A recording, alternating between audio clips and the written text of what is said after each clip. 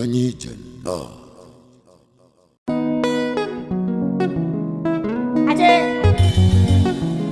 Ewo yo yo yo, Agba Professor Yegu.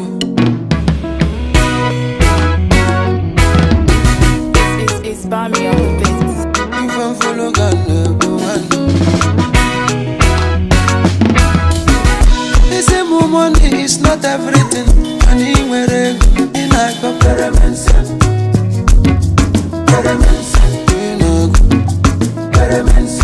Money is the root of all evil. Money in a drag, in like a parabensa.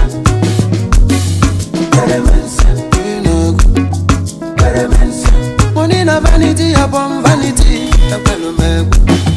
But there is so much love, this vanity. With it you can maintain your sanity. If not there, it go save you from poverty. Cause if one day you go make a sanity. Yo yo yo. If I follow God, you go wait no day.